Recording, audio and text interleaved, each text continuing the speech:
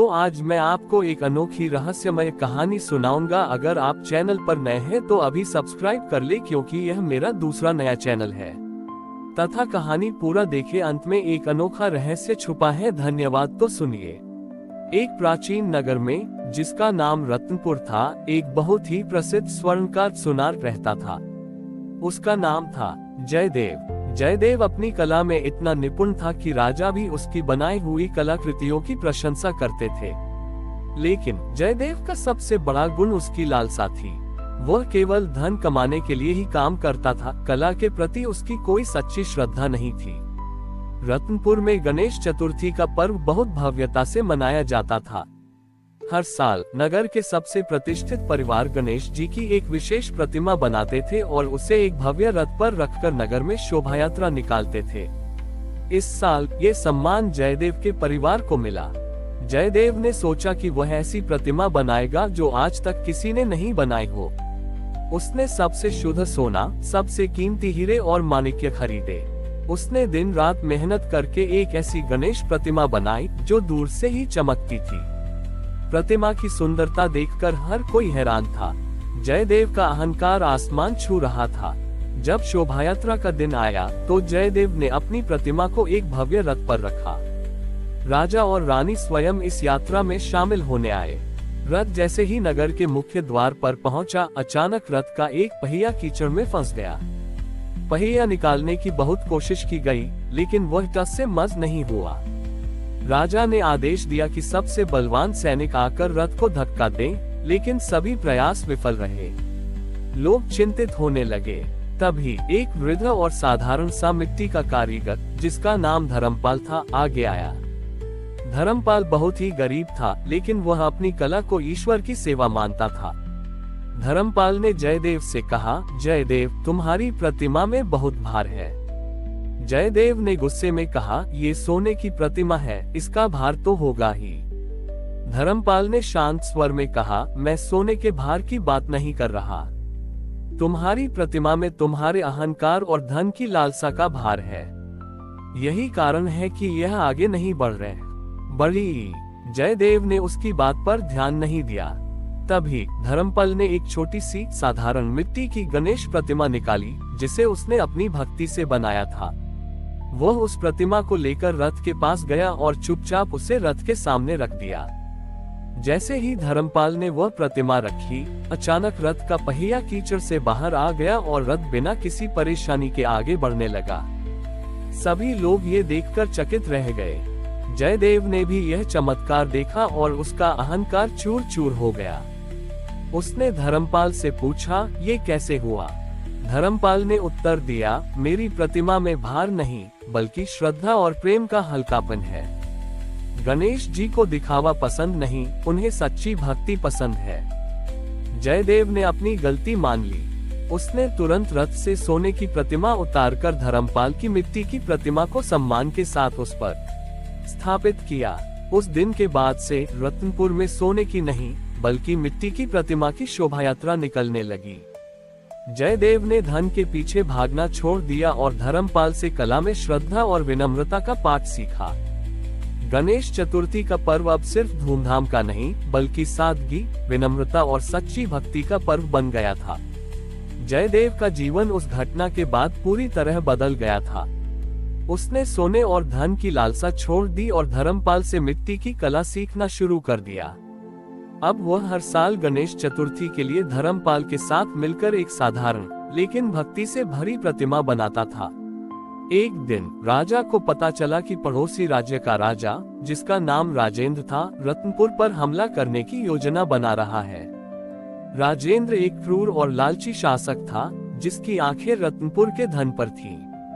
राजा ने तुरंत अपनी सेना को तैयार किया, लेकिन सेनापति ने बताया कि राजेंद्र की सेना बहुत बड़ी और शक्तिशाली है। राजा चिंतित हो गए। उन्हें कुछ समझ नहीं आ रहा था कि क्या करें। जयदेव ने ये सुना तो वह राजा के पास गया। उसने कहा, महाराज, हमारी सबसे बड़ी ताकत हमारी एकता और हमारी भक्ति है, न कि धन।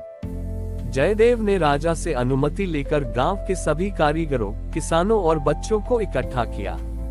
उसने उनसे कहा, हम अपनी कला और मेहनत से इस समस्या का सामना करेंगे। गणेश चतुर्थी का पर्व नजदीक था। जयदेव ने सभी गांव वालों को अलग अलग काम सौंपे। कुछ ने मिट्टी से गणेश जी के छोटे छोटे मुखौटे बनाए, कुछ ने लकड़ी और बांस से गणेश जी के अस्त्र शस्त्र बनाए और कुछ ने कपड़ों पर गणेश जी के चित्र उकेरे। हर घर में हर व्यक्ति अपनी कला के माध्यम से अपनी भक्ति और साहस दिखा रहा था। जब राजेंद्र की सेना ने रत्नपुर की ओर कूच किया तो उन्हें एक अजीब दृश्य दिखाई दिया। दूर से उन्हें लगा कि रत्नपुर के लोग युद्ध की तैयारी कर रहे हैं। उन्हें लगा कि हर सैनिक के पास एक बड़ा हथियार है और हर व्यक्ति ने युद्ध का मुखौटा पहन रखा है। राजेंद्र ने अपने जासूसों को भेजा। जासूस वापस आए और उन्होंने बताया कि राजा, सेनापति और सैनिक नहीं बल्कि गांव के लोग अपनी अपनी कलाकृतियों के साथ खड़े हैं। वे सब गणेश जी के मुखौटे पहने हुए हैं। उनके हाथों में गणेश जी के गदा और त्रिशूल हैं और रथों पर गणेश जी की विशाल प्रतिमाएं रखी हुई हैं। राजेंद्र ने सोचा कि यह कोई नई युद्ध नीति है। उसे लगा कि रत्नपुर के लोग अपनी कला के माध्यम से उसे कोई जादुई ताकत दिखा रहे हैं। डर के मारे उसने अपनी सेना को वापस लौटने का आदेश दिया। वह बिना युद्ध लड़े ही हार मान गया। जब ये बात राजा को पता चली तो वह बहुत प्रसन्न हुए। उन्होंने जयदेव और धर्मपाल को बुलाया और कहा, तुमने साबित कर दिया कि असली शक्ति तलवार में नहीं बल्कि कला में, साहस में और सच्ची भक्ति में होती है। उस दिन के बाद से रत्नपुर में हर गणेश चतुर्थी एक विशेष तरीके से मनाई जाने लगी। अब लोग सिर्फ प्रतिमा की पूजा नहीं करते बल्कि अपनी कला के माध्यम से अपनी एकता, साहस और भक्ति का प्रदर्शन करते हैं। ये पर्व अब सिर्फ एक धार्मिक उत्सव नहीं बल्कि एकता, बहादुरी और रचनात्मकता का भी प्रतीक बन गया था। रत्नपुर गांव की यह कहानी, जहां कला ने युद्ध को टाल दिया था, दूर दूर तक फैल गई। जयदेव और धर्मपाल अब सिर्फ मूर्त छोटी ही कार नहीं बल्कि गांव के नायक बन चुके थे। राजा ने उन्हें अपने दरबार में सम्मानित किया और उनकी कला को राज्य की सबसे बड़ी संपत्ति घोषित किया। राजेंद्र राजा की हार के बाद उसने रत्नपुर की शक्ति का रहस्य जानने के लिए अपने जासूसों को भेजा। जब जासूसों ने देखा कि रत्नपुर के लोग तलवार और भाले के बजाय मिट्टी और रंगों से खेलते हैं तो उन्हें विश्वास नहीं हुआ। लेकिन जब उन्होंने खुद देखा कि कैसे हर घर में बच्चे से लेकर बूढ़े तक सब अपनी कला में डूबे हैं और एक सकारात्मक ऊर्जा से भरे हैं तो वे चकित रह गए। जासूसों ने वापस जाकर राजेंद्र को पूरी बात बताई। राजेंद्र, जो पहले लालची और क्रूर था, अब हैरान और शर्मिंदा था। उसे अपनी गलती का एहसास हुआ कि वह शक्ति को सिर्फ धन और सेना में देखता था। उसने तुरंत रत्नपुर के राजा को शांति का प्रस्ताव भेजा और जयदेव और धर्मपाल से मिलने की इच्छा व्यक्त की। जयदेव और धर्मपाल अपनी कलाकृतियों के साथ राजेंद्र के दरबार में गए। राजेंद्र ने उनके सम्मान में एक भव्य समारोह आयोजित किया। उसने जयदेव से पूछा, तुमने मुझे कैसे हराया? जयदेव ने मुस्कुराते हुए कहा, हमने आपको हराया नहीं महाराज, हमने बस आपको ये दिखाया कि सच्ची ताकत आपके भीतर है। जिस तरह हमने मिट्टी से गणेश जी की मूर्ति में जीवन डाला, उसी तरह आप भी अपनी प्रजा में प्रेम और कला की भावना जगाकर एक महान शासक बन सकते हैं। राजेंद्र ने जयदेव और धर्मपाल से क्षमा मांगी और उनसे अपने राज्य में भी कला का महत्व फैलाने का आग्रह किया। जयदेव और धर्मपाल ने ये काम सहर्ष स्वीकार किया। उन्होंने राजेंद्र के राज्य में भी जगह जगह कला केंद्र खोले, जहां हर व्यक्ति को अपनी रचनात्मकता को निखारने का मौका मिला। गणेश चतुर्थी का एक और साल आया, लेकिन इस बार रत्नपुर और राजेंद्र का राज्य एक साथ मिलकर यह पर्व मना रहे थे। दोनों राज्यों के बीच कोई सीमा नहीं थी, सिर्फ कला और प्रेम का पुल था। एक बहुत बड़ा रथ जिस पर गणेश जी की एक ही भव्य प्रतिमा रखी थी, दोनों राज्यों के बीच की सीमा पर रुका।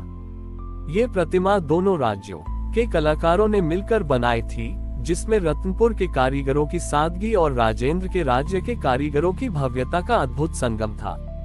इस प्रतिमा के साथ ही एक संदेश भी था, कला का कोई धर्म नहीं होता और प्रेम की कोई सीमा नहीं होती। इस तरह गणेश चतुर्थी का ये पर्व दो राज्यों के बीच शांति और भाईचारे का प्रतीक बन गया।